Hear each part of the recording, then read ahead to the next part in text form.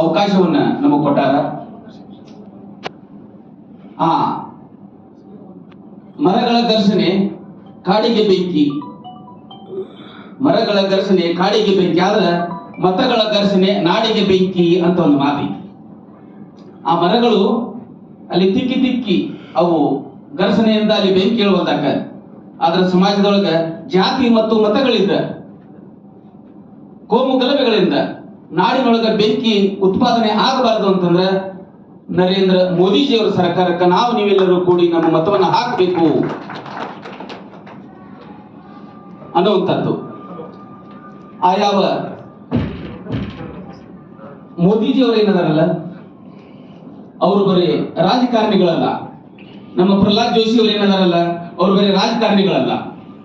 ನಮ್ಮ ದೇಶಕ್ಕೆ ಎಂತವ್ರು ಬೇಕಾಗೈತಪ್ಪ ಅಂತಂದ್ರೆ ರಾಜನೀತಿಜ್ಞರು ಬೇಕಾಗ್ಯಾರ. ರಾಜನೀತಿಜ್ಞರು ಬೇಕಾಗ.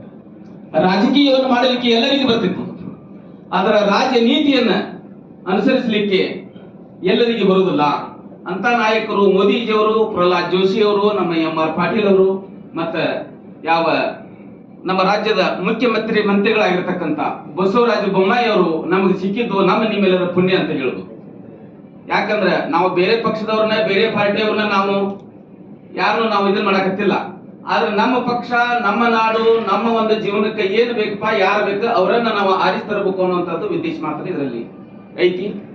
ಅದಕ್ಕಾಗಿ ನಾವು ನೀವೆಲ್ಲರೂ ಕೂಡಿ ಈ ನಮ್ಮ ಮತವನ್ನ ನಮ್ಮ ಮೋದಿ ಸರ್ಕಾರಕ್ಕೆ ಹಾಕಿ ನಾವು ನಮ್ಮ ದೇಶ ವಿಶ್ವಗುರು ಅಂತ ಅನಿಸ್ಕೊಂಡೈತಿ. ಬೇರೆ ಯಾವ ದೇಶಕ್ಕೂ ವಿಶ್ವಗುರು ಅಂತ ಅನಿಸ್ಕೊಳ್ಳೋಕೆ ಸಾಧ್ಯ ಇಲ್ಲ. ವಿಶ್ವಗುರು ಅಂತ ಯಾಕೆ ಅನಿಸ್ಕೊಂತಪ್ಪ ಅಂತಂದ್ರೆ ನಮ್ಮ ದೇಶದೊಳಗ ಎಲ್ಲರೂ ವಿಚಾರವಂತ ಮತದಾರರು, ವಿಚಾರವಂತ ಸತ್ಪುರುಷರು, ಜ್ಞಾನಿಗಳು ಎಲ್ಲರೂ ಅದಾರ ಅನ್ನೋದಕ್ಕೆ ನಮ್ಮ ದೇಶ ಏನಾಗ್ತಪ್ಪ ಅಂತಂದ್ರೆ ವಿಶ್ವಗುರು ಆತು.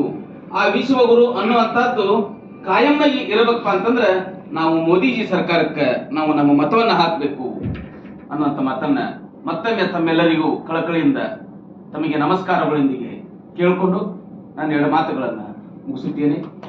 ನಮ್ಮ ಪಾಟೀಲ್ ಸರ್ ಬಹಳಷ್ಟು ಈ ಒಂದು ಕೆಲಸದೊಳಗೆ, ಸಾಮಾಜಿಕ ಕ್ಷೇತ್ರದೊಳಗೆ, ವೈದ್ಯಕೀಯ ಕ್ಷೇತ್ರದೊಳಗೆ ತಮ್ಮನ್ನ ತಾವು ತೊಡಗಿಸಿಕೊಂಡು ಬರೀ ವೈದ್ಯಕೀಯ ಅಷ್ಟು ಮಾಡ್ಬೋದಾಗಿತ್ತು, ಆದ್ರೆ ಇದೊಂದು ಸಮಾಜ ಸೇವೆ ಅಂತ ತಿಳ್ಕೊಂಡು, ರಾಜಕೀಯ ಅಲ್ಲ ರಾಜನೀತಿ ಅಂತ ತಿಳ್ಕೊಂಡು ಅವ್ರು ನಮ್ಮ ಮನೆಯಲ್ಲಿ ಕರೆಸಿ ಈ ಒಂದು ಕೆಲಸದೊಳಗೆ ಭಾಗಿಯಾಗಲಿಕ್ಕೆ ಅನುಕೂಲ ಮಾಡಿಕೊಟ್ರು ಅಂತ ಮಾತನ್ನು ಹೇಳಿ, ನಮ್ಮ ಪಾಟೀಲ್ ಹಳೆಯಂದರು ಪವನ್ ಪಾಟೀಲ್ ಅವರು ಬಹಳಷ್ಟು ಇವರು